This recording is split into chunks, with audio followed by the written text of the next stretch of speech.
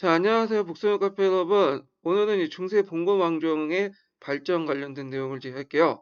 원래 저번 시간에 제가 찍어서 올렸는데 보니까 제가 이제 도중에 그만둔 파일을 촬영해서 올렸더라고요. 잘못 올린 거예요.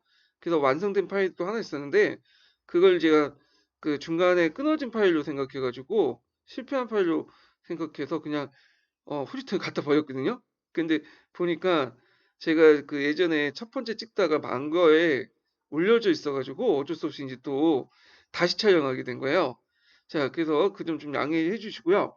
자, 이 중세 봉건왕정의 발전은 이제 주로 영국, 독일, 프랑스 세계 왕조의 이제 초창기 사항을 이제 좀 얘기를 할 거예요. 자, 그러면 그 먼저 살펴볼 것이 이제 독일 왕조거든요. 예, 독일과 관련된 내용을 볼게요.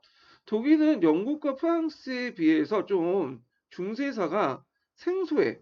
나올 가능성이 좀 별로 없긴 하지만 일단은 한번 요 강자를 중심으로 해서 한번 이제 좀 살펴보기로 하죠. 자, 신성 로마 제국을 넘어가기 전에 이 독일의 왕조 변천사를 좀 볼게요. 자,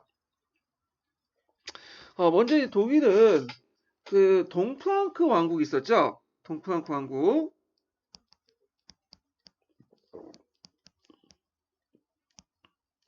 자, 동프랑크 왕국이 있었다가 나중에 이제 작센 가문이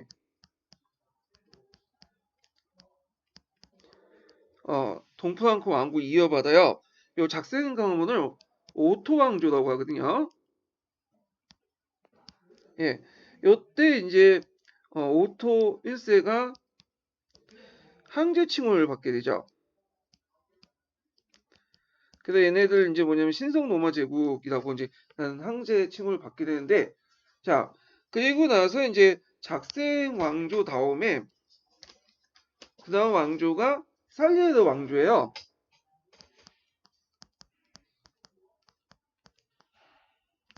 자, 여기에서 이제 강제 살리에르 왕조는 없어요. 그래서 이제 그 서기라든지 이런 데 보면 이제 살리에르 왕조가 있거든요. 뭐 코란드 2세라든지 하일 3세 이런 사람들이 이제 할리에르 그 살리에르 왕조고요. 그 다음에 이제 이 왕조가 이제 다음에 두 개의 가문이 이 제의를 둘러싸고 대립을 하게 돼요. 자, 이 가문이 뭐냐면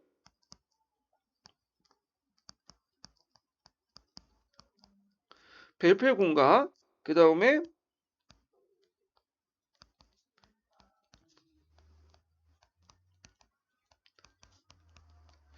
호헨슈테인페 공, 두 개의 가문이 이제 싸우죠. 그래서 벨펠 공작과 호헨슈테인페의 공작들이 두 개의 가문이 싸우는데, 자, 요때 이제 뭐냐면 결국엔 누가 이기냐?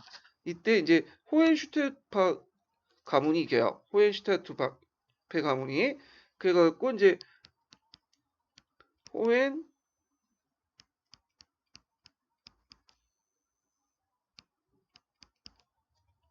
그래서 호헨슈테인파가 그 신성 로마 제국의 황제관을 이제 받게 되죠. 요 그 호헨슈테인파의 이제 유명한 사람은 그 프리든 1세라는 사람이 있어요. 프리든 1세. 그 다음에 프리든 2세가 있거든요.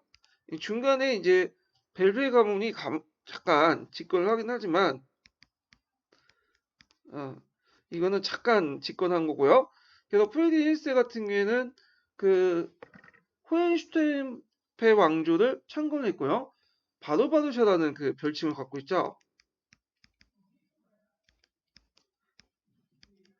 그리고 이제 독일의 어떤 그 민족주의 아버지로 뒤에 이제 평가받는 사람이에요. 그래서 우리가 이제 알고 있는 신성로마 제국이라는 명칭도 요때 처음 생겼다고 보고 있어요. 그래서 오토 1세 때 황제 칭호를 받았지만 그 황제의 그 칭호를 받은 거고 그것이 이제 무슨 황제냐? 신성로마 황제라고 얘기한 것은 프리든 1세 때고 그 프리든 1세 때 그렇게 얘기했던 것을 오토 1세 때까지 그 뭐냐면 올라가서 어, 얘기를 하는 거죠. 자, 하여튼 그런 그 업적을 쌓았고요. 그 다음에 프레드 2세가 이제 죽고 나서 이제 다시 혼란해져. 그래서 이제 그때 대공의 시대가 있죠. 황제가 없는. 자, 그리고 이제 대공의 시대가 있고, 요때 이제 뭐냐면, 뭐 독일에서 도시동맹 같은 것들이 형성되고, 뭐 기사동맹, 그 다음에 연방 국가들이 막 우후죽순으로 이제 성장에 들어가기 시작해요. 그래서 이런 혼란기를 이제 맺은, 끝마친 게 뭐냐면, 황금치서죠. 황금치서를 이제 통해서 했고, 선조 7명이 선출제로 황제를 뽑죠. 물론 이제 그전에도 선출제로 뽑았어요. 근데 이제 요때 들어와서 이 황금 칙서를 통해서 좀 뭐냐면 제도화됐다. 이렇게 이제 보시면 될 것 같아요. 그래서 7명의 선제후, 선거권을 갖고 있는 제후는 다른 제후보다 우월한 위치를 가지고 있죠. 그래서 제2계승도 그 후에 이제 그 루셈부르크가가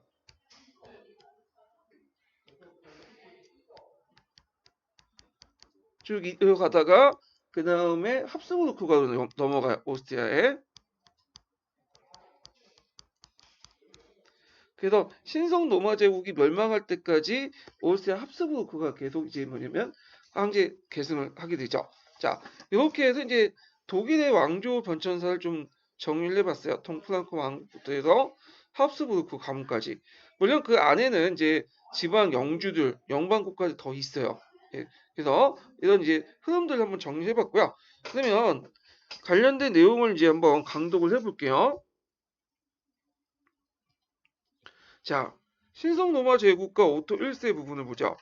476년에 게르만족에 의해서 서로마 제국이 멸망한 후에 서유럽에서는 제국이라는 칭호와 황제권은 몇 세기 동안 사라졌다.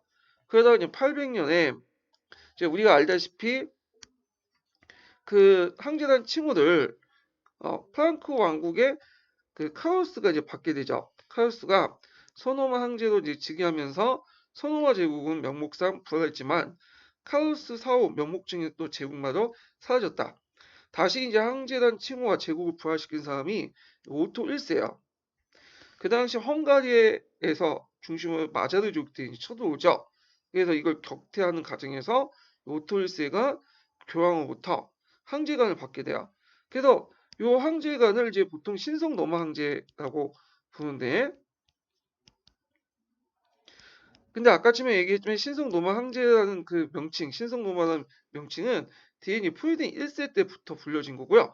그때는 이제 우리가 보통 통상 오토 1세부터 이제 신성 로마 황제라고 부르는 것은 그때 불려졌기 때문에 그런 건 아니라 프리덴 1세 때 뭐냐 불렸던 것을 일종의 그 추존해서 이제 불리게 되는 거죠. 소급해가지고. 자, 그 다음에 오토의 아버지인 작센 공작이 하인리 1세가 있는데 이 사람 프랑크 쪽 출신은 아닌 사람으로서 최초의 독일 왕이 됐다. 그래서 이제 이때부터 작센 공대부터 하인리 1세부터 우리가 이제 그 오토 왕조, 작센 왕조가 등장을 하죠. 자, 그래서 이제 하인리 1세는 일종의 선출된 왕이에요. 그래서 이 사람은 이제 군주로서 인정받았지만 각 지방에 그 부족장들이 되게 강했어. 이들 공이라고 하는데 이 부족적인 지방 할거주의 때문에 그것을 용인하는 가운데 뭐냐면 통치를 했죠.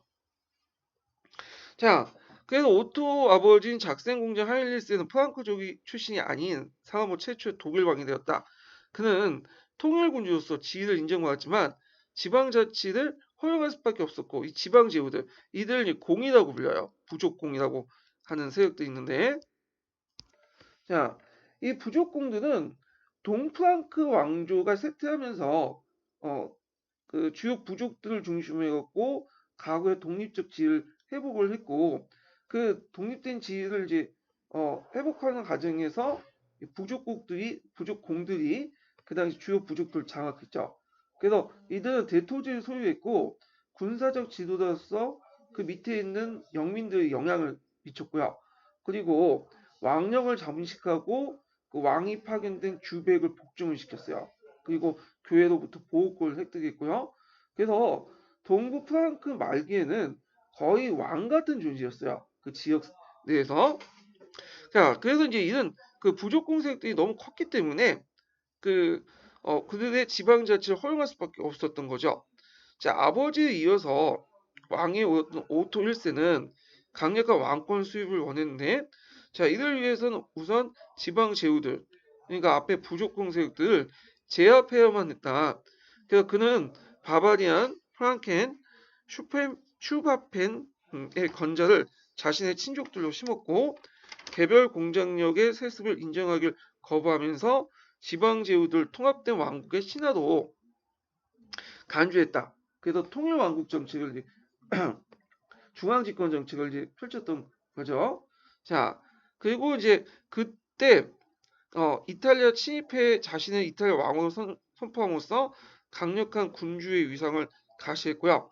그다음 955년에 네필드 전투가 있어요. 이건 좀 외워두십시오 있는데 이 전투에서 마자르족들이 쳐들어와요. 마자르족. 그래서 보통 이제 9세기 경에는 9세기나 10세기 때 이민족의 침입이 들어오죠. 그래서 마자르족이니 바이킹이니 그다음에 이슬람 교도들이 쳐들어오죠. 자, 또한 오토는 왕권강의 일환으로 교회를 자기 세력으로 끌어들여요. 그래서 오토는 주교와 수도원장에게 부와 권력을 부여하면서 이들로부터 충성과 지지를 이끌어냈다. 자, 그래서 이제 이렇게 교회와 정경 유착이 돼요. 예, 그래서 정경 유착이 아니라 교회하고 그 정치권의 유착이 일어나죠. 예, 그래가지고 정교 유착이 일어났다. 이렇게 기억을 해두시면 될 것 같아요. 자, 961년에 교황 요하네스 11세의 원조 요청은 오토의 오랜 소망이었던 항제가 얻을 수 있는 기회였다. 자, 오토는 교황의 요청을 들어주고 그 대가로서 962년에 신성로마 제국 황제관을 받았다.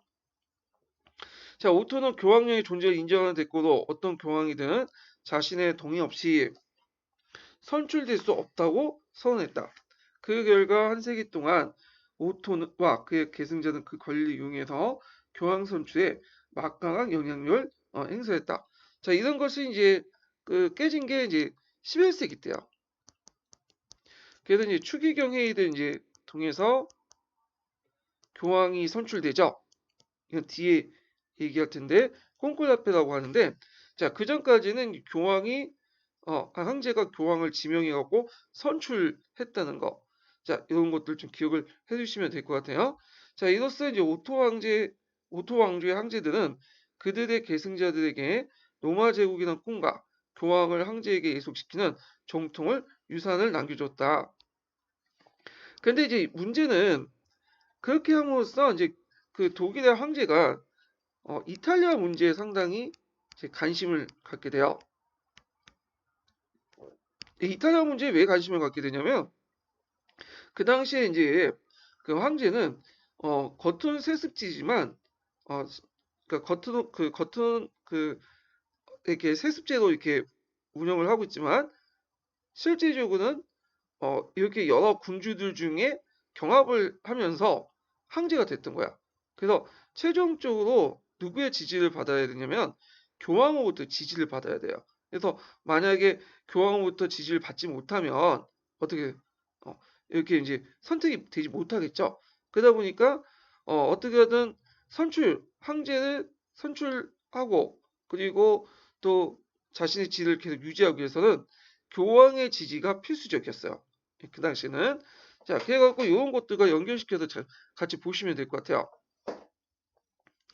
자, 그 다음에 여기 뭐 프랑스의 봉건 왕조가 나오는데요. 이게 좀 맥이 끊기기 때문에 좀 뒷장으로 넘어가서 127페이지 호헨슈테르페 왕조부터 다시 넘어가죠. 이쪽 넘어가고 이제 시작을 할게요. 100페이지 펴보시냐면 127페이지 펴보세요.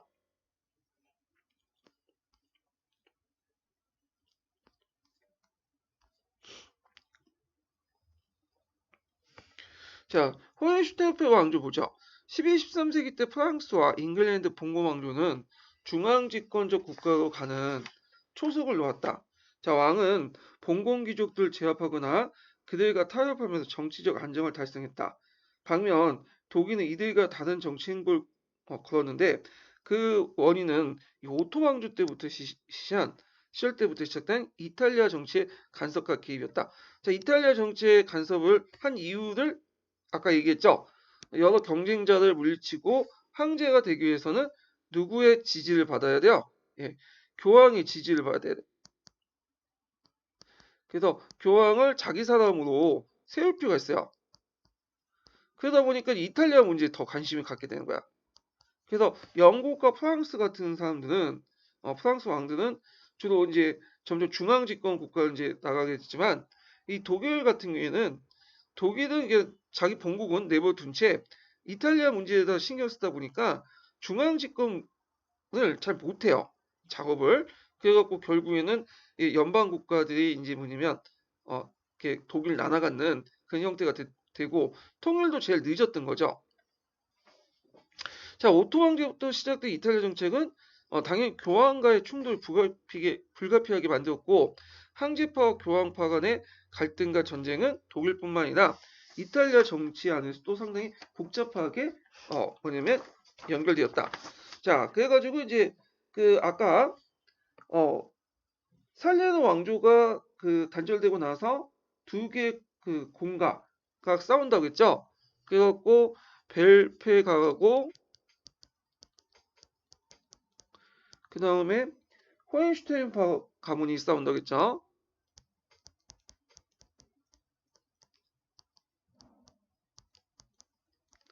그래서 벨페가와 호헨슈타인 공가가 싸울 때 각각 황제파와 교황파와 연결돼요. 이탈리아 황제파, 교황파가.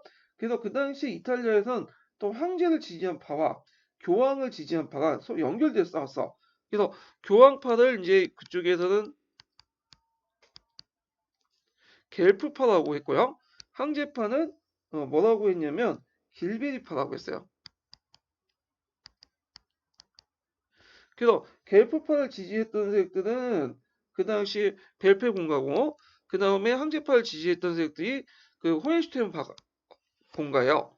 그래서 이제 그런 것들은 이제 둘 간에서 연결돼서 이탈리아 국내 세력과 독일의 국내 세력들이 연결돼서 이 이탈리아의 정치도 상당히 복잡하게 만들었던 거죠. 자, 11세기 독일에서 정권을 잡았던 호헨슈타우페가는 제국을 남부 이탈리아까지도 확장시켰죠. 그래서 이제 그 당시 시칠리아나 어, 이탈리아 남부까지도 장악을 하게 돼요. 혼인관계를 통해서요. 자, 그다음 1152년에 호헨슈타우페 왕조를 였던 프리드리히 1세. 요 사람이 독일에서는 상당히 높게 평가받는 사람이라고 했죠. 그래서 독일 민족주의의 또 나중에 상징으로서 평가받았던 사람인데 이 사람이 이제 별명이 뭐냐면 빨간 쇠이야.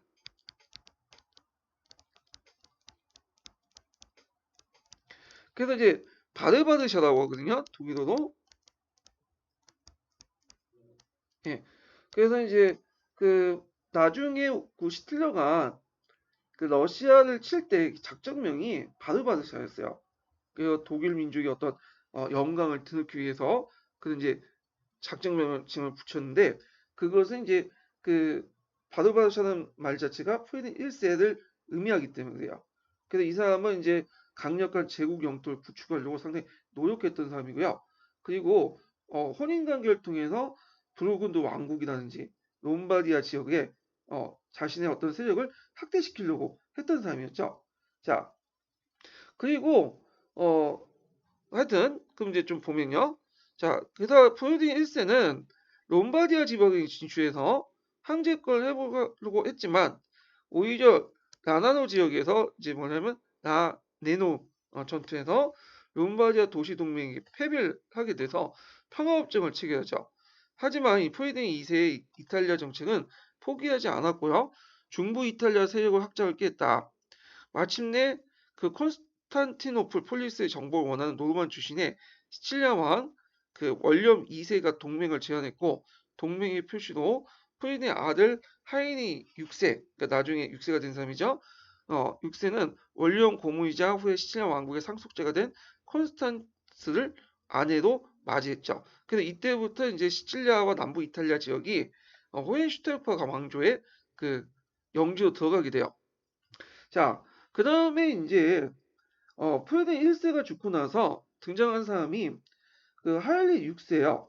하일리 6세는 시차 왕국의 주요 직책들을 장악해서 거길 완전히 자기 복속국으로 만들고요. 근데 이 사람은 금방 죽어. 그래갖고 그가 죽을 때 그의 아들 프리딩이가 있었어. 이 사람이 나중에 프리딩 2세가 되는 사람인데 이 사람이 어린 나이이기 때문에 그 당시 그 벨펠 가문은 오토는 그 이 사람이 어리기 때문에 내가 즉위해야 되겠다 하면서 잠깐 즉위를 하게 돼요. 자, 하지만 성년이 된 프리딩 2세는 교황 이노케티우스 3세의 지지로 어, 벨페 가문으로부터 황제자를 되찾았고요. 그는 이제 외가 쪽인 시칠리아 쪽이죠.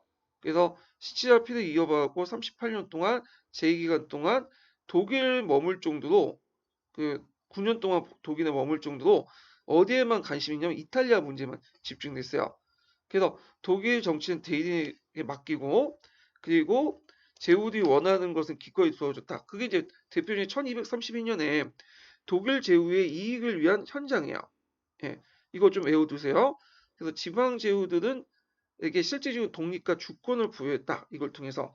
근데 이거가 대비될 수 있는 게 이탈리아에 공포했던 메피오 현장이라는 게 있죠. 이게 서양사 개론에 있는데 이 시칠리아와 중부 이탈리아의 직접적인 통일 국가를 만들려는 그 목적에서 메피오 현장을 어, 공표했죠. 그래갖고 주요 내용은 뭐냐면 이탈리아에 있는 봉건귀족과 도시 자치권을 대폭 축소하고 왕권을 절제시키는 거야. 그러니까 독일에선 본국에선 지방 제후들에게 실질적 독립과 주권을 주면서 실질적 그렇게 하면서 이탈리아에서는 메피 현장처럼 왕실의 어떤 절대권 그리고 자치권 대폭을 축소하는 그런 이중적인 정책을 하게 되죠. 자, 그리고 반면 이탈리아에서는 교황과 이제 충돌을 하게 돼요. 자, 그는 중부 이탈리아 침공한 교황을 격파하고 그 시칠리아와 중부 이탈리아 통일 국가를 재평성을 하고 있죠. 요 관련된 그 메피 현장 내용하고 연결됐고요. 황제는 롬바디아 도시들의 자치권을 제한을 했고, 자 이에 맞서 롬바디아 도시들은 다시 동맹을 맺고 저항했고, 그때 이노케티우 4세가 황제에게 파문을 하고 동맹을 지원했죠. 자, 황제는 이를 굴복시키지 못하고 사망했다. 자, 그래서 프레드의 사망과 함께 오토 왕조와 호헨슈테르프 왕조의 강력했던 황제권이 사라졌다. 그래서 독일 제후들은 그 독립된 정치 세력도 성장했으며 이러한 그 독일의 통일국가로서의 발전을 지연시켰다. 마찬가지로 이탈리아 정치적 분열도 계속되었다. 이렇게 이제 보시면 돼요. 참고로 이 프레드 2세는 그 당시 그 인호 교황의 지금 그 교황의 요청에 따라 그 6차 십자군 전쟁에 가담을 하고 있었어요. 그래서 그 당시 6차 십자군 전쟁에 가서 그다음 아크라에 가갖고 이제 그 예루살렘을 반을 이제 뭐냐면 차지하고 남들 성과를 거두고 있었거든요. 그때 이제 뭐냐면 이노케티우 4세가 뒤통수 친 거야.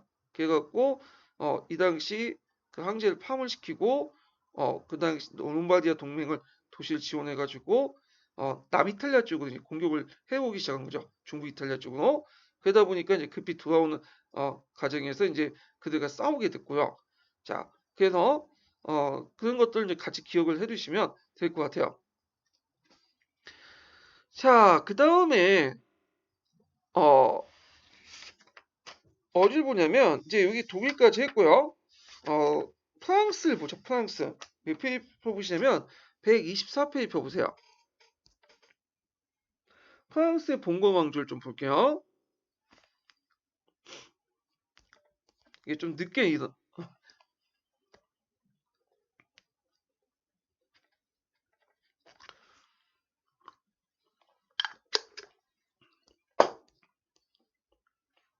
얘가 좀 약간 늦더라고요. 예, 읽는 속도가. 자, 프랑스의 봉건 왕조를 보는데 이걸 넘어가기 전에 이제 프랑스의 봉건 왕조의 그 순서들을 좀 먼저 정리하고 나서 내용을 이제 나갈게요. 자, 프랑스 왕조들은 순서를 좀 보면요.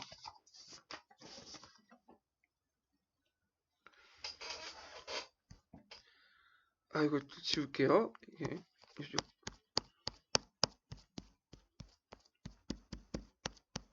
아, 이게 좀 안 넘어가네요. 아, 넘어갔다. 예. 자, 프랑스 왕조의 순서를 보면 먼저 서프랑크 왕국이 있어요. 서프랑크 왕국.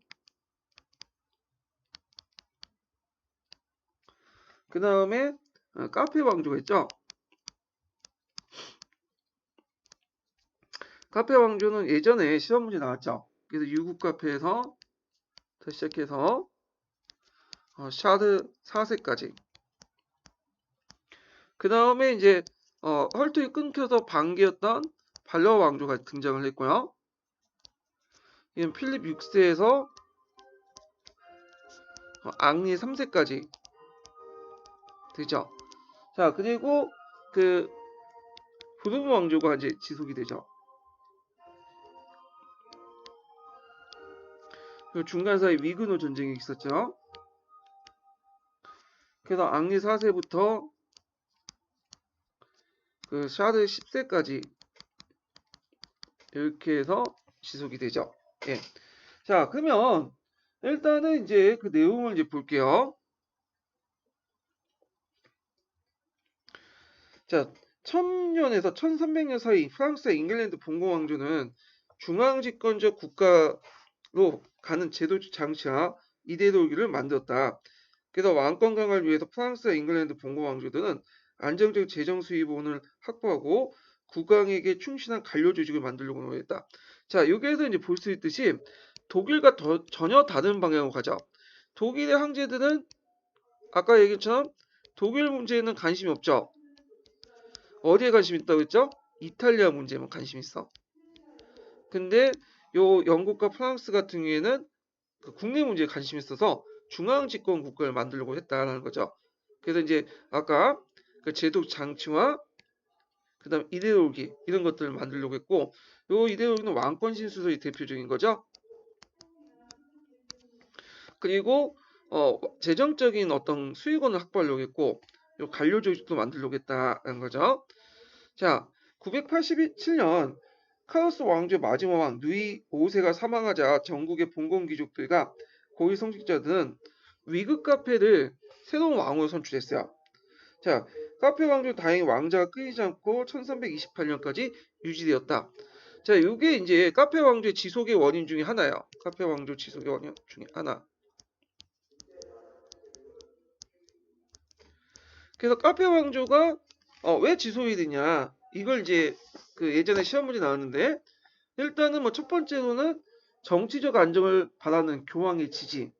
그 다음에 두 번째는 봉건적 이론에 따르면 왕국의 대제후의 상위군주로서 국왕의 존재가 필요했죠.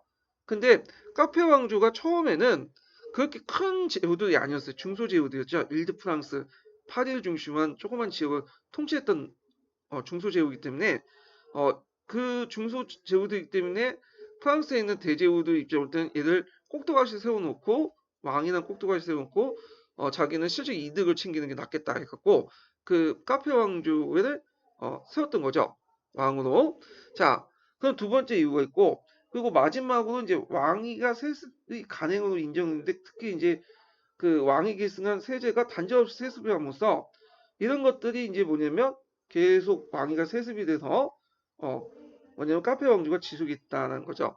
카페 왕조는 조그만 왕조에서 출발했지만 그 처음에는 힘이 되게 약했죠.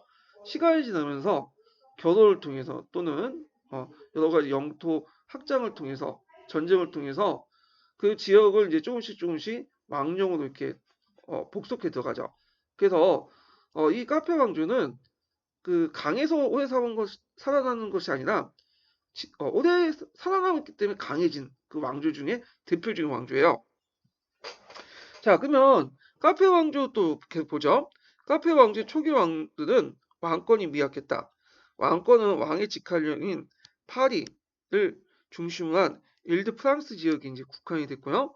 부하 권력에서도 백장령이나 공장령을 소유한 대제후보다 나을 것이 없었다. 그래서 대제후들은 왕이 필요했기 때문에 왕을 세웠던 것이요. 근데 자신이 왕이 됐던 것이 아니라 조그만 중소 제후들 세워놓았던 게 뭐냐면 자신이 왕이 됐으면 서로 간에 세력군이 깨지니까 싸울 거 아니에요. 그래서 그걸 막기 위해서 중소 제후들 그 카페 왕조를 일종의 왕을 세워가지고 유국화편을 그 당시 이제 세력 군용 위에 왕국을 유지하려고 했던 거죠. 자, 그 내용을 보면요, 또 미약한 왕권을 강화시킨 것은 전호왕 필리프 2세다. 필립 2세죠. 자, 필리프 2세는 잉글랜드 존왕의 프랑스 영지 중에 그 나중에 얘기했지만 잉글랜드 왕조들, 그러니까 노르만 왕조나 플랜테지네트 왕조는 원래 프랑스 왕조였다가 나중에 영국에서 이제 왕조를 창건한 개창한 왕조잖아요. 그러다 보니까 프랑스 안에 자기 영지들이 되게 많아. 그래가지고 그 영지를 프랑스 왕이 노렸던 거죠. 그래서 존왕 때는 프랑스 영지 중에 그 노르만디랑 메인, 앙주, 투렌을 이제 점령하게 돼요. 자, 존왕의 조카였던 독일 황제 오토 4세와 또 맺고 필리프를 공격했지만 존왕은 1247년 7월 27일 날 부빈 전투에서 크게 패하죠. 요거 외워두세요. 예, 유명한 전투죠. 그래서 이제 그의 수중에는 아키테, 가스코뉴와 기에의 해안지대만 남게 되었다. 자, 여기에서 이제 있는데 요거는 나중에 이제 백년 전쟁 이후에 다 프랑스 땅으로 넘어가요. 백년 전쟁 이후. 자, 보빈의 승리는 왕권을 중심으로 프랑스를 정치적으로 통합시켰다. 필리프는 수복된 영토를 관리하기 위해서 바이나 샤네셀 같은 그 지방 행정관 제도를 창설했다. 주로 이제 바이나 샤네사는 주로 정통 귀족 출신이 아니라 어떤 계급 출신이냐면 시민 계급 출신이야. 봉건 귀족들을 임명할 경우에는 왕권에 위협될 수 있죠.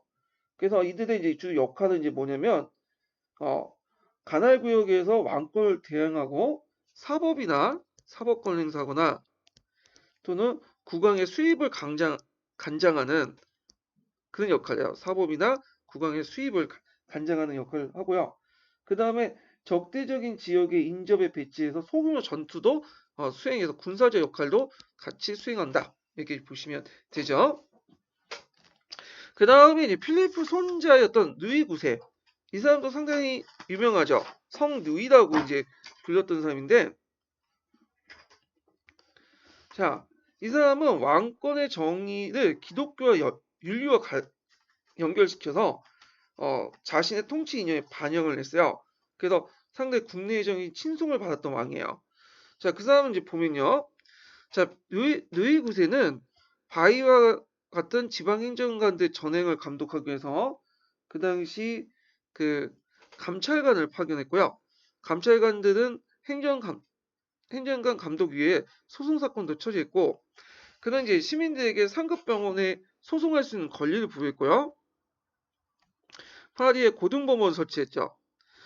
고등법원 나중에 귀족들이 장악을 했죠. 범법 귀족들이.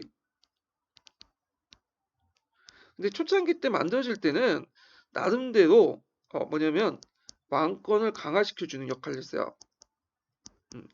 그래서 이 고등법원은 언제부터 이제 그 기원을 찾아볼 수 있냐면 필립 2세의 그 국왕법전부터 이제 찾아볼 수 있어요. 국왕법전을 필립 2세가 설치를 했거든요. 그래서 이제 국왕법정은 중앙정부 행정과 사법적인 상황에 관한 것을 왕과 협찬하는 기구였는데 이것이 나중에 이제 뭐냐면 파리 고등법원과 이건 누이 9세 때죠. 그 다음에 해계청으로 이렇게 분리돼 나가요. 이것은 뒤에 이제 필립 4세 때 얘기야. 그래서 왕권 강화에 기여했다. 이렇게 좀 보시면 돼요. 자, 그리고 세제를 좀 더 균형 있게 했다. 공정함과 정의로움으로써 신민들의 강범위한 지지를 받았던 루이는 중세의 가장 이상적인 군주상으로 시연되는 인물로 평가됐다. 자, 그러나 문제는 십자군에 대한 그의 지나친 열정이었다. 그냥 안 갈 수도 있는데 교황이 부르니까 금방 자기가 군대 이끌고 간 거야. 그것도 몸이 아픈 상태에서. 그래서 1249년 이집트 원정인데 이게 아마 그 십자군 원정 중에 7차 원정일 거예요. 7차 원정.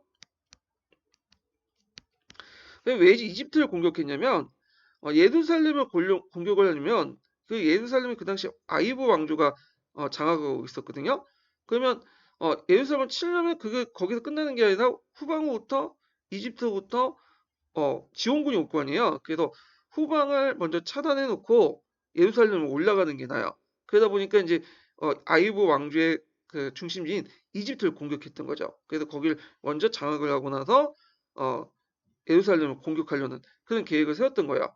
자, 그래서 이게 뭐 4차, 5차, 6차, 뭐 7차까지 주로 타겟이 뭐냐면 이집트예요. 이집트. 예. 그렇지만 이 이집트 왕정에서 오히려 포로가 돼서 몸값을 집으로 풀려났고요.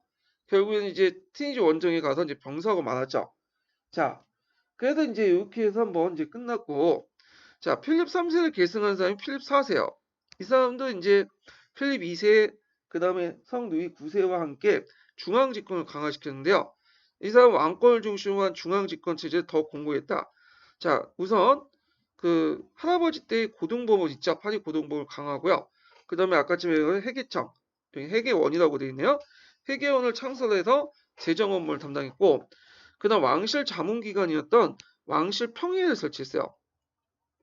자, 이런 것들이 필립 4세의 그 왕권 강화 관련된 내용이죠. 그리고 1302년에 교황 보니파키우스 8세와 투쟁해서 신민들의 지지를 확보하자 3부회를 설치했다.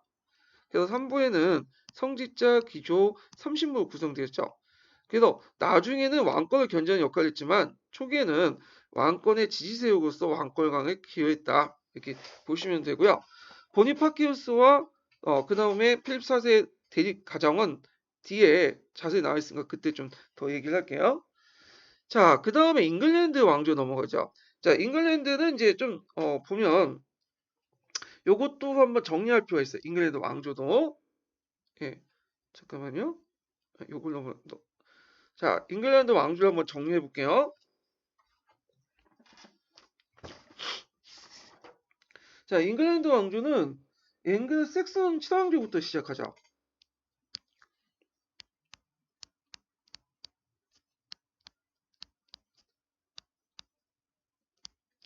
앵글족이 이제 그 잉글랜드를 공격하죠. 거기 이제 켈튼족이라는 민족이 있었는데 그 켈튼족들은 이제 앵글 섹슨의 공격을 받고 저기 스코틀랜드나 아니면 웨일즈, 아일랜드로 가요. 그래서 잉글랜드 본토는 그 앵글 섹슨족이 차지하게 되죠. 그 과정에서 7개 왕조가 분열돼 있었고요. 이걸 이제 통일했던 왕조가 통일 앵글 섹슨 왕조야.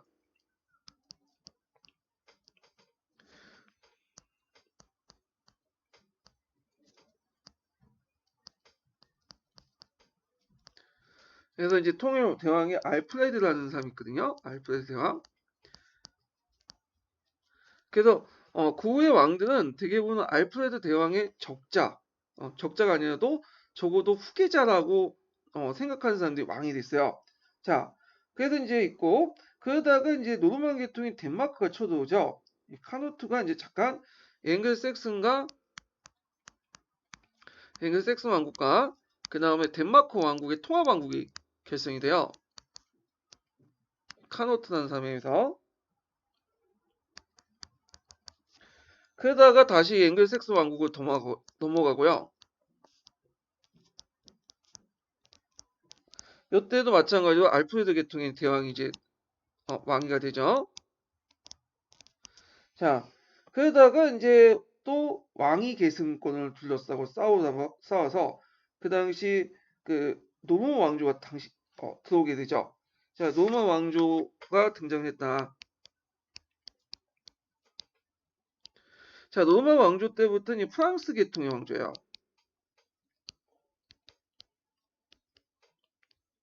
그래서 이때부터는 영국 잉글랜드 왕이면서 프랑스의 영지를 또 가지고 있어요. 프랑스의 영지를. 그리고 이제 노르만 왕조 원년 1세부터 해서 헨리 1세까지 가다가 그 대가 끊기고요. 그 당시 외가 쪽이었던 플랜테지네트 왕조가 등장하죠.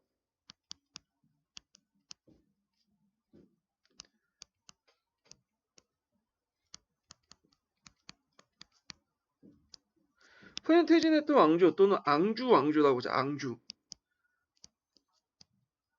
원래 이제 플랜테지네트 왕조가 프랑스 앙주 지방에서 근거지에서 성장했던 왕조예요. 그래서 헨리 2세와 리차드 2세까지 이제 쭉 이렇게 지속했다가 이 왕조 내에서 이제 또 싸움이 일어나. 그 두 개 가문이 랭커스가와 그다음에 요코가가 싸우죠. 각기 뭐 백장미, 흑장미 이렇게 왕주의 왕가의 이제 상징이 됐기 때문에 이걸 장미 전쟁이라고 하는데, 자, 장미 전쟁을 거쳐서 두 왕가가 결혼을 통해서 결합이 되죠. 이게 투도가요. 그래서 헨리 7세부터 엘리자스 여왕까지 이 투도가 되죠. 이때부터 영국의 절대 왕정 시대로 넘어가게 돼요. 그리고 나서 등장했던 왕조가 이제 그 엘리자스 여왕이 천연으로 늙어 죽었기 때문에 그 반개 혈족이었던 스코틀랜드 왕조가 등장을 하게 돼. 그래서 이제 얘네들을 이제 스투어트 왕조라고 하죠.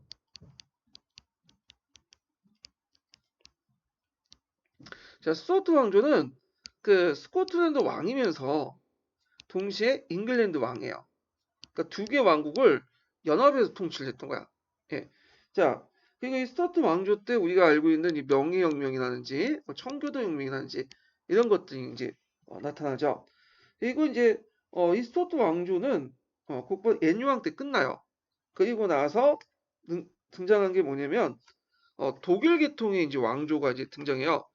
그래서 그 당시에 이제 이런 그 독일 계통의 왕조나 뭐 스코틀랜드 왕조가 이렇게 영국 왕조가 됐던 것은 뭐냐면, 그 당시에는 영국이나 뭐 다른 나라뿐만 아니라 영국이나 다른 나라뿐만 아니라 서로 간에 결혼을 했어요. 그래갖고 서로 싸우면서 인척 관계가 연결돼 있는 거야. 그래서 이제 혈통이 끊어지면 또 그 새로운 혈통들이 들어와갖고 뭐냐면 그걸 대체하고 그런 이제 가정이었거든요. 자, 그래서 이제 요때 등장했던 왕조가 스투어트 왕 하노버 왕조가 있어. 독일 왕조죠. 자, 하노버 왕조가부터 시작을 해갖고 쭉 있고요. 조지 1세부터 이제 시작됐고, 그 다음에 빅토리아 여왕 때 그 뭐냐면 또 하노버 왕조가 가게가 끊겨. 왜냐면 이때 이제 영국은 모계 쪽으로 왕통이 넘어가는 게 아니라 부계 쪽으로 왕통이 넘어가요. 그래서 빅토리아 여왕이 왕위가 등장했고 그 밑에 자식들이 되게 많았어요. 그렇지만 그 자식들은 요쪽 하노버 쪽의 왕통이 아니라 외가 쪽의 왕통이 아니라 그 아버지 쪽의 왕통으로 연결돼요. 그래서 그때 이제 그 아버지 쪽이 뭐냐면 그 그 코보트 고타 왕조라고요. 코보트 고타 왕조. 작센이다. 여기 앞에다 다시 쓸게요.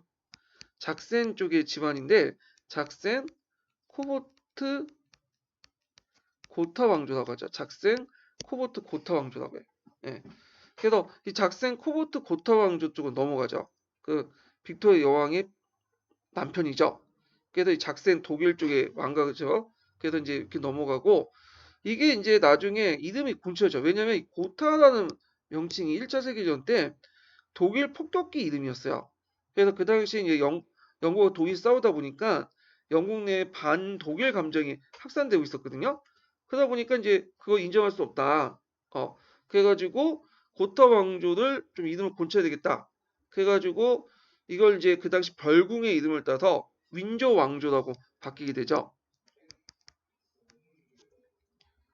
그래서 오늘날 윈조 왕가가 계속 이렇게 지속이 됐다. 이렇게 보시면 돼요. 그래서 이렇게 영국의 왕조에 대해서 쭉 얘기를 해봤고요. 되게 복잡하죠? 예. 자, 그러면 이제 이 내용을 또 들어가 보죠.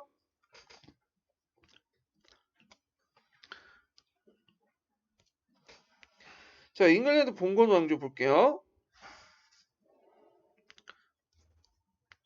자, 앵글로 섹슨 출신이었던 에드워드 고양이 사망한 후에 잉글랜드 왕위 계승 전쟁이 발생이 되죠. 어, 그래서 이제 고양의 사촌이었던 노르망디 공장 월리엄이 헤이스팅스 전투에서 국왕의 자문기관인 위탄웨이에서 추대된 SS의 헤러드를 이제 물리치고 왕위에 올리게 돼요. 그러면서 그 잉글랜드의 새로운 왕조가 등장했는데 이게 노르망 왕조예요. 그래서 이 월리엄이 헤로드를 물리친 헤이스팅스 전투가 되게 유명한 전투죠. 예전에도 한번 기출에 그 지도상을 한번 물어본 적 있어. 여기 보면 영국이 있으면 프랑스가 있죠. 잉글랜드, 프랑스. 프랑스에서 잉글랜드 넘어가는 제일 가까운 것이 도보 해협이에요. 도보 해협을 넘어가면 여기 조금에 좀 지나면 헤잉스틴지라는 곳이 있어. 이 전투에서 헤로드를 공격해서 여기에서 이제 헤로드가 죽게 되죠.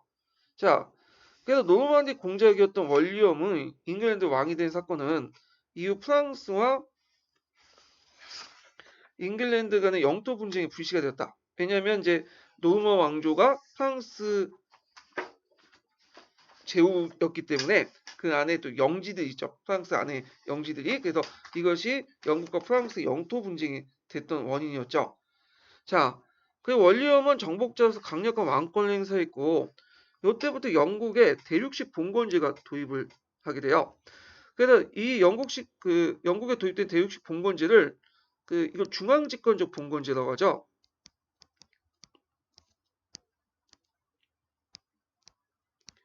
그래서 봉건제는 프랑스식으로 받아들였지만 만약 프랑스와 똑같은 거 아니에요. 프랑스는 좀 지방분권적 성격을 갖고 있잖아요. 봉건제 자체가.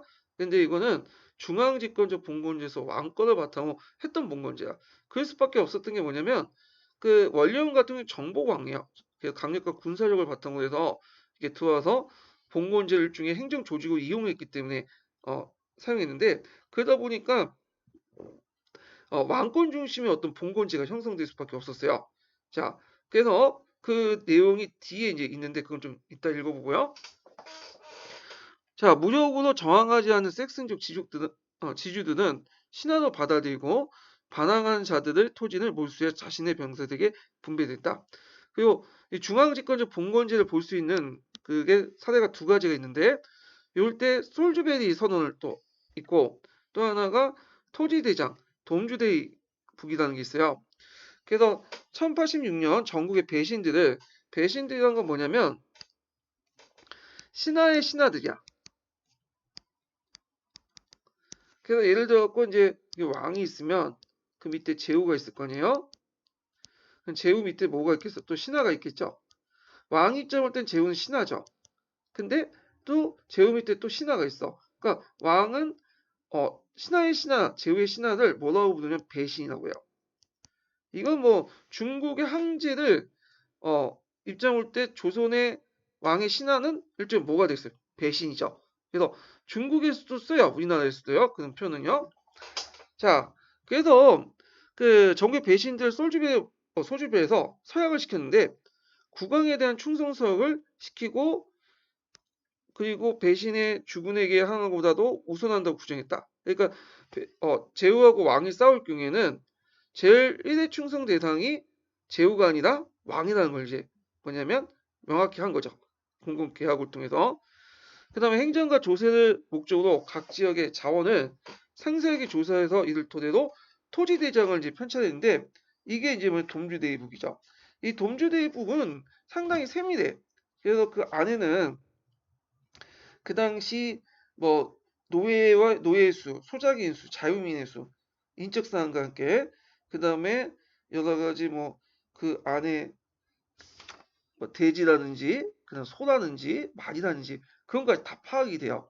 그래서 그걸 바탕으로 해서 원리엄은 안정적인 재정 수입을 바탕으로 강력한 왕권을 또 형성할 수 있었죠. 그래서 이런 솔주베이 선언이나 돔주데이북 이런 것들은 대륙식 봉건제를 도입을 했지만 이것이 영국식 중앙집권적 봉건제의 특징이었다.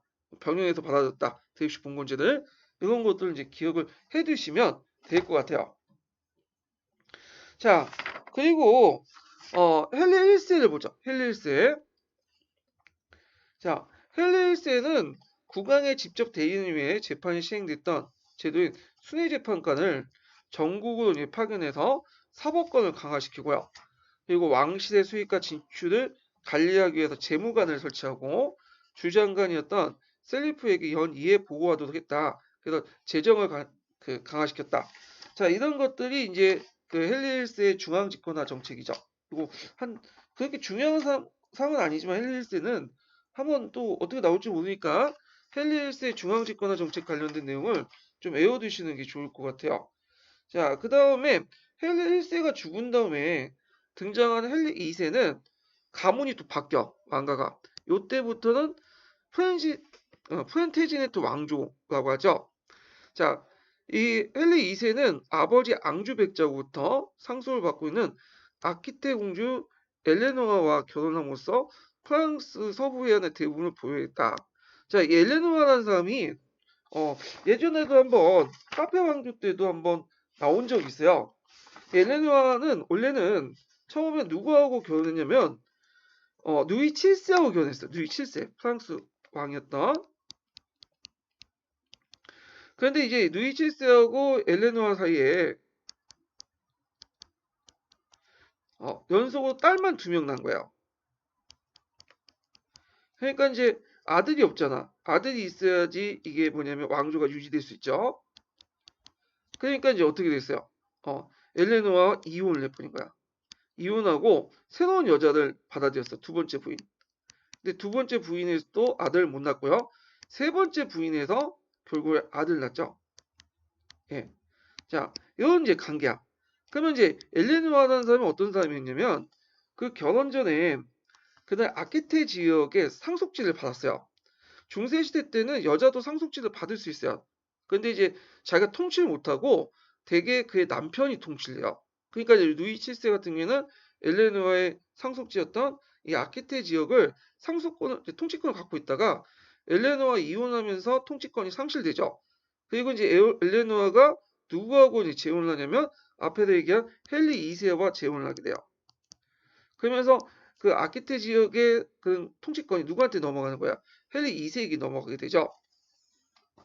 자, 그런 까닭으로 프랑스 서부의 대부분이 아키테 지역의 그 지역이 영국령으로 넘어가게 돼요. 잉글랜드령이 넘어가게 되죠. 자, 헨리 2세는 아일랜드의 일부를 정복하고요. 스코틀랜드 왕을 봉신으로 삼았다. 그 다음에 헨리 1세 때 시작된 순회 재판관 제도를 전국으로 확대하고 재판에서 지방 유력자들의 영향을 줄이기 위해서 배심원 제도를 이제 도입을 했죠. 배심원 제도라는 것은 영미식 그 재판 제도의 특징 중에 하나인데 유죄와 무죄를 배심원이 정하죠. 형량만 재판관이 정해요. 그래서 그걸 통해서 지방 제후들이 하는 그런 재판의 경우에 형량 부분을 그러니까 유무죄 부분을 뭐냐면 결정을 배심원이 함으로써 지방 유력자들의 어떤 영향을 상대히 줄이게 하죠. 형량만 결정하게 함으로써.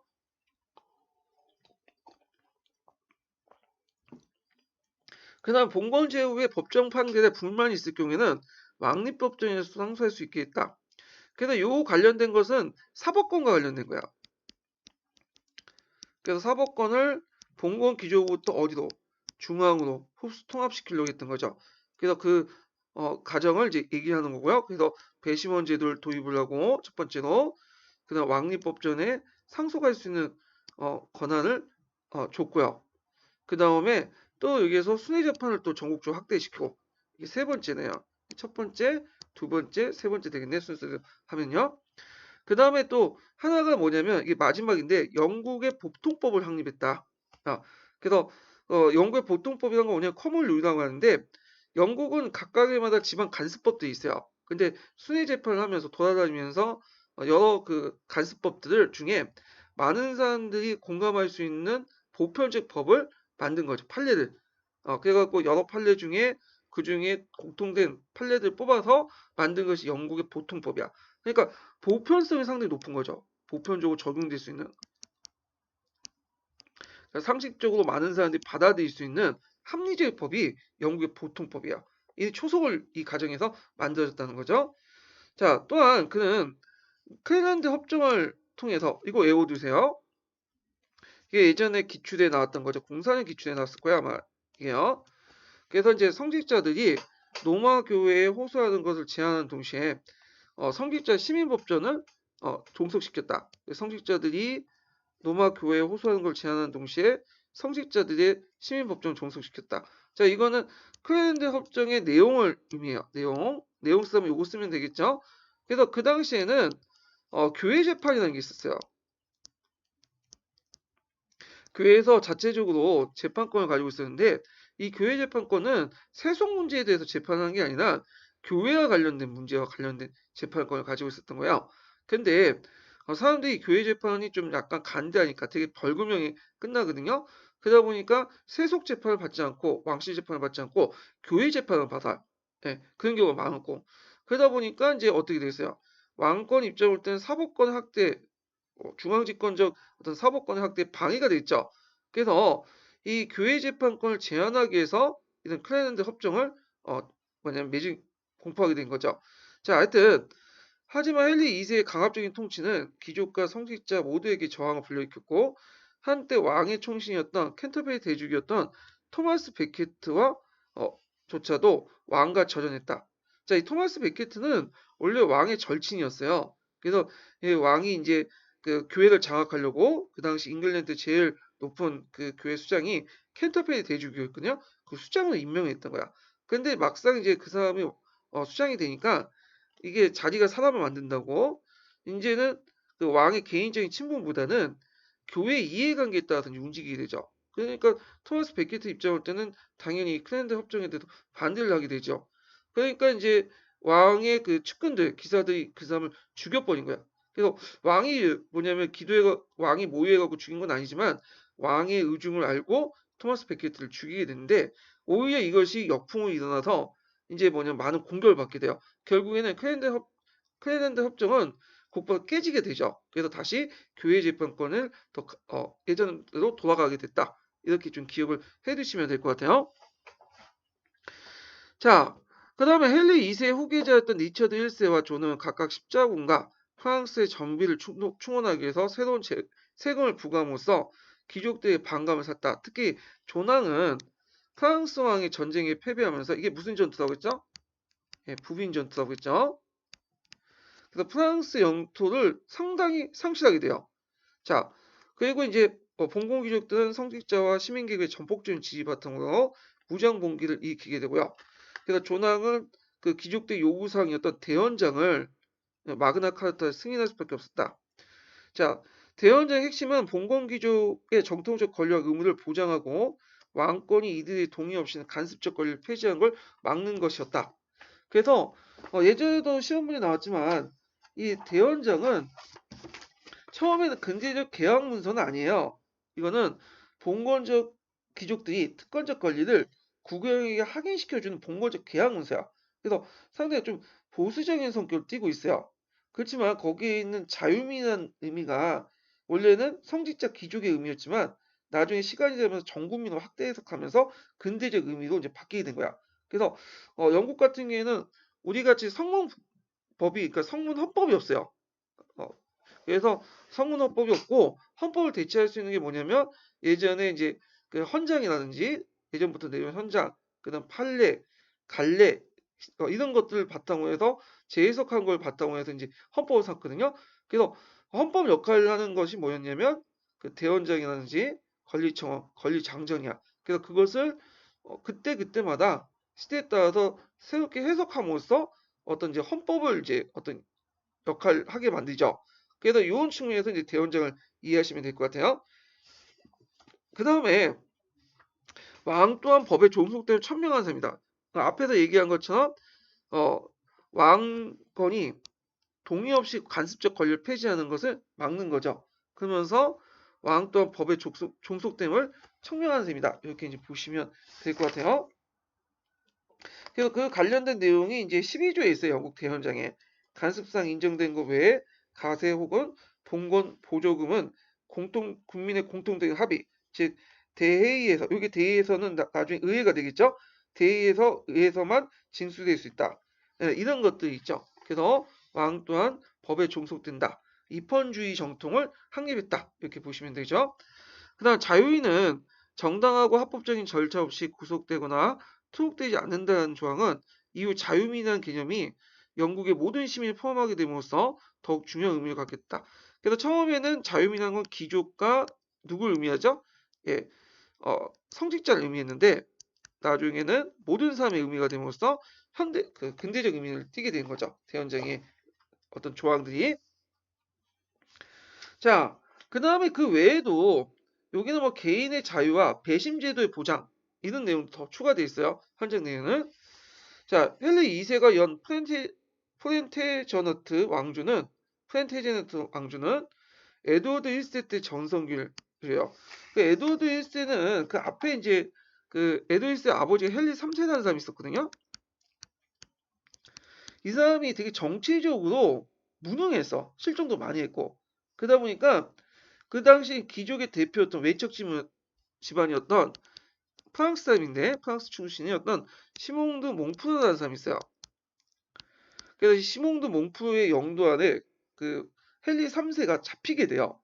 그리고 이 사람이 이제 의회를 소집을 해갖고 최초의 의회라고 이제 영국에선 그런데 실권을 장악하게 되죠. 그렇지만 곧바로 에드워드 3세가 몽프의 군대를 격파하고 아버지를 유폐시켜요. 그리고 나서 자기가 이제 왕위가 되죠. 자, 에드워드 1세는 내란 중에 약화됐던 왕권을 회복하고요. 아까 얘기한 이 시몽드 몽프가 그 반란을 얘기하죠.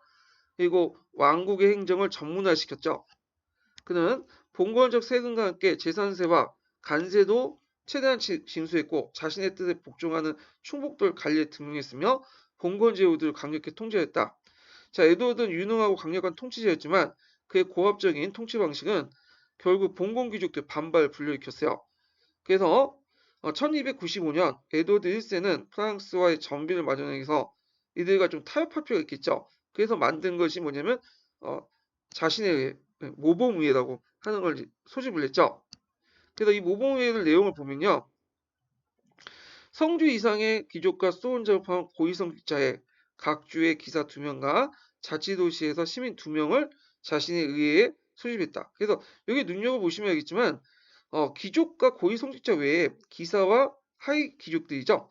그 다음에 시민 대표까지 참여시켰어. 모든 계층을 좀 망라한 그런 것들을 만들었다. 그게 종전에 어, 영국에서도 그 비슷한 것들이 있었어요. 그 영국의 이제 위타네이라든지 그런데 왕실 대의라는 그런 것도 있었는데 거기에서는 이제 주로 고위직 성직자 귀족들만 참여시켰는데 여기는 하위직 기사라든지 시민 계급도 같이 참여시켰다 이렇게 보시면 되겠죠.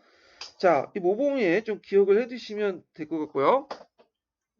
1296년 에드워드 1세는 의회 동의 없이 새로운 가세를 부과하려다가 상인과 귀족의 반발을 불러일으켰고 1297년에 의회 지도자는 대원장을 개정한 학인연장 이것도 외워두세요. 석에 없는 내용이더라고요. 그래서 여기만 나와있어 서강에. 학인연장을 통해서 의회의 가세 동의권을 분명히 했다. 예, 이 내용도 파악을 해두시고요. 자, 에드워드 1세 의회는 그러니까 이제 모범의회죠. 가세 문제 외에도 국정을 논하고 법률을 제정함으로써 일상적 사법범도 처리했다. 그러니까 이 의회가 오늘날 법만 만드는 게 아니라 사법 업무도 같이 했다는 걸 이제 알 수 있죠. 가세 문제, 법률 제정, 사법 업무. 자, 그다음 에드워드 1세 시기에 잉글랜드 의회 발달에서 매우 중요한 시기였다. 잉글랜드 의회는 요때 잉글랜드 의회는 에드워드 1세니까 모범의회를 계속 얘기하고 있는 거야. 모범의회의 그 기원을 얘기한 거죠. 그래서 모범의회 기원은 앵글 시대 때 위타네이, 그 다음에 노르만 왕조 시대 때 왕실 대의회, 그 다음에 주법정 이렇게 세 요소와 13세기 때 정치적 상황이 결합되어 만들었다. 그래서 왕실 대의회는 국왕의 법관, 고문관, 궁정 대신, 대귀족, 고위 성직자도 구성되어 있지만 에드워드 1세는 거기다가 하위 귀족인 기사계급과 도시 중상층 계급도 같이 포함되어 있죠. 그러나 에드워드 1세에 의해 그러니까 모범의회에 좀 약점이 있어. 왜냐하면 에드워드 1세는 이걸 정치적으로 이용했어. 그러니까 이걸 제도적 차원에서 만드는 건 아니었어요.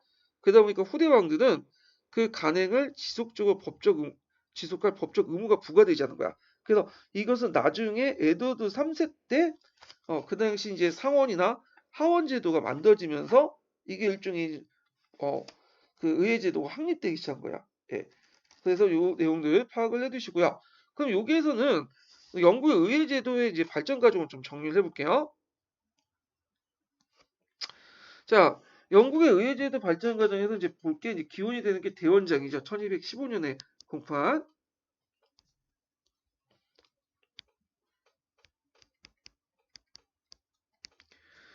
그리고 이제 그 헨리 3세 때 만들었던 시몽드 몽프 회의가 있어요.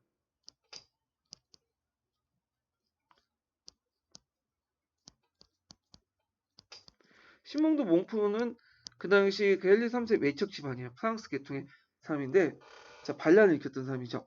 그 다음에 이제 에드워드 1세의 모범위에가 있고요. 그 다음에 이제 에드워드 3세 때 모범위에가 이제 제도화되지 못했다고 했죠. 근데 이거 제도화시킨 때가 에드워드 3세, 14세기 중엽이죠. 그래갖고 에드워드 3세 때 상원과 하원으로 이렇게 영국 의회가 나눠지죠. 그래서 상원은 왕실레이의 대제후와 귀족들로 구성됐고요. 하원은 주와 도시 대표를 이제 뭐냐면 구성됐어요. 형식상 입법권을 소유하지 못하고 있지만 이 하원에서 진정이라는 것은 청원이라는 형태로 대부분 입법이 하원에서 발의했고요. 실질적인 입법이. 그 다음에 가세라든지 왕이 필요한 돈 같은 걸 나눠주는 거 이런 것들이 이제 뭐냐면 결정이 됐죠. 자, 그래서 의회 승인 없이 뭐 직접세를 승인하지 않을 걸 또 약속받고 관세에 대한 의회 통제권 이런 것도 인정받아요. 자, 이런 것들이 에드워드 3세 때 이루어졌다. 그래서 이제 요때 성립된 그 의회 제도가 오늘날 그 근대식 의회 제도의 기원이 되었다. 이렇게 좀 기억을 해두시면 될 것 같아요. 자, 그래서 여기 보면 영국의 의회 이제 성립 과정에서 보면 되게 멍청한 왕들이 그 역할을 좀 많이 해요.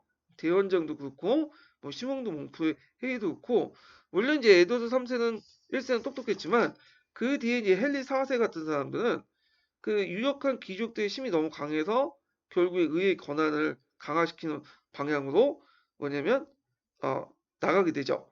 자, 그래서 뭐 이런 내용들 그래서 이제 영국의 의회는 좀 약간 멍청한 사람들이 있었기 때문에 좀 발전했다. 이렇게 이제 얘기를 할 수 있어요. 자, 그래가지고 이렇게 해서 이제 에드워드 1세까지 한번 좀 얘기를 했고요. 다음 시간에는 중세 교회 발전 부분을 얘기할게요. 예, 오늘 수고하셨습니다.